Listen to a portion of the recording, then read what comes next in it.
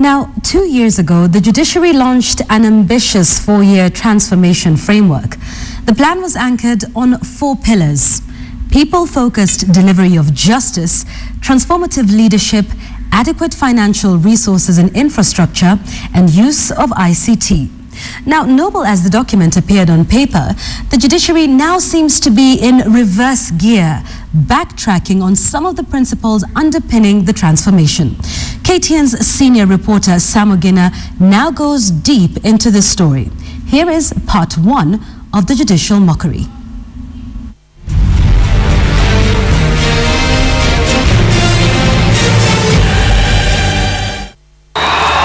It is the country's representation of the judiciary, an architectural masterpiece, a mega structure that has been classified among the country's monuments, complete with a fountain, being a colonial building notwithstanding. On the other side of town stands another handiwork of genius construction, a storied building that is the country's Milimani Law Courts. Not far from it stands an abandoned appeals court with a state-of-the-art design. This is a summation of an impression of what the country's judiciary may look like, but far from it. Welcome to Bomet Law Courts, an acute contrast from the mega structures, some sitting idle in Nairobi, a clear disparity of working conditions between the two locations. And this is Bomet's cell block for remandees, a shack structure which can only be likened to a chicken coop. Built of timber and wire mesh for ventilation and a jerrycan for urinal, this structure has been here since the 1990s. Officials here say the facility can hold up to 70 remandees. The cell exclusive to men holding hardcore criminals, traffic and petty offenders, all lumped together. Adjacent to the male cell is a tree that acts as the holding facility for women and children, probably perceived less violent and brazen in society, to be kept in open space. When it rains, they are transferred to the available police vehicle in the yard. The vehicle will act as the cell. And criminals appear to be aware of the judiciary's archaic and dilapidated holding facilities. In Makueni, remandees nearly escaped from their cell block by digging an escape tunnel through the walls of their holding facility. The resultant feature: a condemned building awaiting to collapse any day or minute. So bad and dire is the situation across the country. Other courts lack holding facilities in totality. The remandees are thereby allocated a row in the open court. In a courtroom of 2 sitting rows, one row is reserved for the members of the public, while the adjacent one is for remandees, be they hardcore criminals or not. This is the situation in Runyenjes, Othaya, Tower and Makueni Law Courts, just to sample a few. In the open court where we operate from, it is actually used as, at the same time it's used as a library. That is where my books are. We use it as a registry. That's where some old files are kept. We use it as an exhibit store at the same time. We use it as a cell at the same time. All the suspects are crammed into a 10 by 10 court, and that 10 by 10 court is expected to hold also members of the public.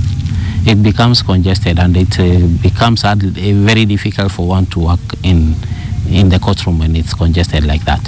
Basically, once our remandees are brought from the prisons, they are held at an adjacent building, an adjacent cell, at administration police cell. But once the court starts, all the remandees, whatever their number, all of them sit in court. In Marimanti Law Courts, Tharaka Nithi County, the judicial officials lock up their remandees handcuffed in the police Land Rover. The police will keep vigil, and after the court session, it will be a long drive in a bumpy, dusty road to Meru Prison until their cases are heard and determined.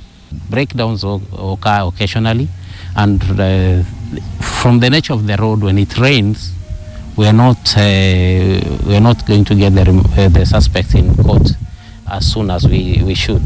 And given that we are sharing a courtroom, we have to begin early and finish late, because the courtroom is one and it's being used by 2 courts.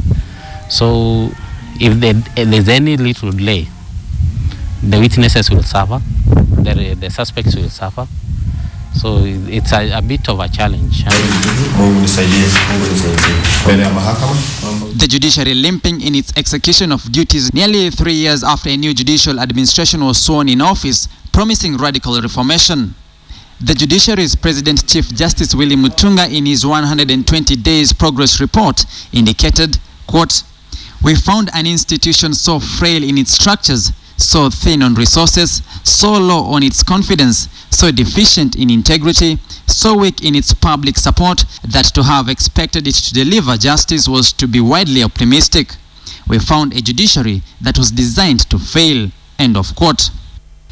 But as if endemic, the same structural problems persist. As such, over 600 million shillings was pumped into construction of new courts. The courts would have improved office space, intercom and substantial holding facilities. Everybody wants to be in a good place, and you see the court is not just for the judicial officers and judicial staff, it's for members of the public. With us we can work from anywhere, but when it is raining, where do we have the members of the public sitting? For example, you can see now, they have to wait outside. They don't have a waiting bay. They have to wait outside. They have to be served from the window. Also, the clients you are serving should feel comfortable. And also yourself, as the officer who is serving them, you should also feel comfortable. Because when some exhibits like who could have overstayed at the police station, that smell, you can imagine the room is very small.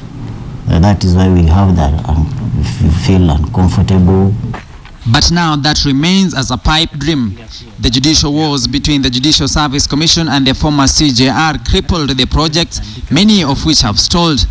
As the fights in Nairobi intensified, it is the judicial junior staff who bore the brunt of working in pathetic conditions. The space is just horrible. It's just horrible. Basically, we can say we don't have offices generally. My colleague sits in a corridor on a way to a registry, which is also used as a kitchen, a store, and many things. The prosecution's office in Runyenje's law courts bears the hallmarks of a place totally neglected on the surface of earth. The office is an empty shell, no storage facility for exhibits, files, or even a computer for data entry. We don't have enough furniture in that office. That we requested, and they said because of the new building that is coming up, we wait. Meters away from the prosecution's office is Runyenje's second magistrate's chambers, a cubicle in size that cannot hold more than 5 people. But that notwithstanding, this chamber doubles up as a courtroom. It is very small, so that even we always fear even the criminals can attack you, given the distance from where I'm sitting, but we have to cope with those challenges. This is a reflection of the situation ailing the judiciary across the country. But the situation can only get worse. In Marimanti law courts, the building is leased from the local authorities, but still remains squeezed. The registry here acts as the kitchen. Files are kept in the same room, tea is prepared. The risk of fire torching all documents as real as it can get. So you can see how the court is squeezed.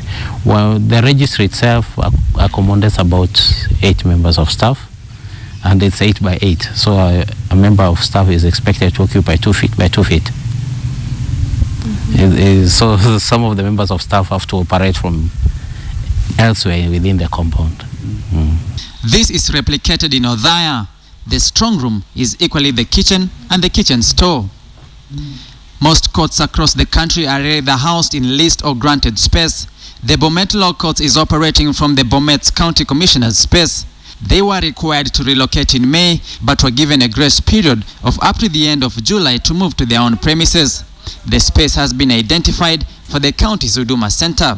Kwa sasa niko na kesi katika Wanguru Law Court, na vyenye iko kuna mashinda mengi huko kwa hizi makoti yetu. Kwanza ukienda ndani ya koti hakuna mahali ya kuketi, watu wanakaa wanasimama. Alafu hata viti haitoshei. Vyenye kwanza hii koti tulikuwa siku ya leo ilikuwa kukodishwa imekodishwa na haina kodisho mzuri. Hata ndani nimekaa kama samba.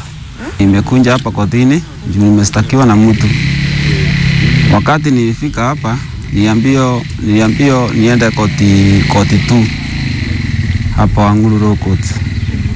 Sasa kunja hapa nikaonelea kinyumba kimekaa kama mahali ng'ombe zinalala. Wakati niliingia huko ndani nikakuta kuna watu pia iko magistrate huko ndani. Where the courts are housed in their own premises, the buildings are pre-colonial courts and condemned as unfit for operations. The Othaya, Tawa and Makueni law courts have been condemned. But paintworks and minor repairs are done to conceal the cracks that betray the very existence of these structures.